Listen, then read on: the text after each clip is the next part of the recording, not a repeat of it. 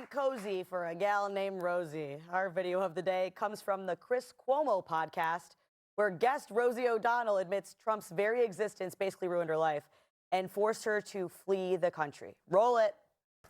During his first go-round, it was very difficult, and I got myself into some bad places. You know, I was very, very depressed. I was overeating.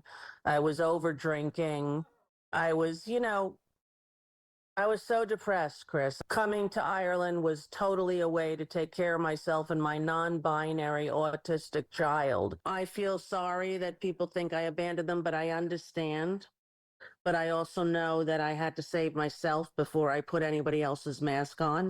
Kennedy, I feel like the conclusion you should maybe draw if you're getting this affected by politics. I've never had an alcoholic crash out over an election myself, not to brag.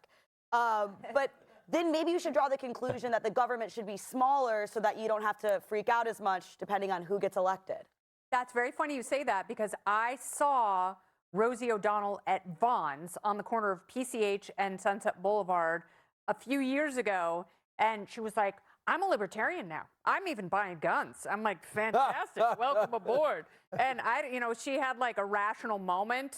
It was like, someone who wakes up from a coma and, they shake off the amnesia, and then 20 minutes later, they go back to forgetting everything. So she was Fettermaning briefly. Yeah, briefly. Yeah. Very, very briefly. And also, I worked with her when I was on MTV, and she was a VJ on VH1, and she was so funny.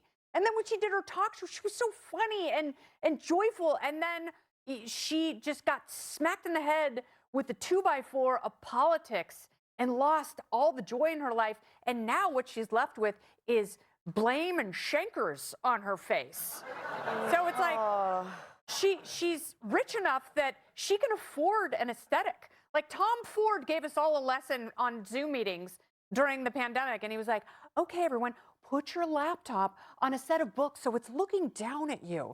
So you're not looking down into your laptop, because that's a really bad angle for everyone. And then take a nice lamp and put it on your desk. And it was like, thank you, Tom Ford. And it's like, she knows enough lighting people that she can call and be like, dude, I look like Joe the plumber in his current condition.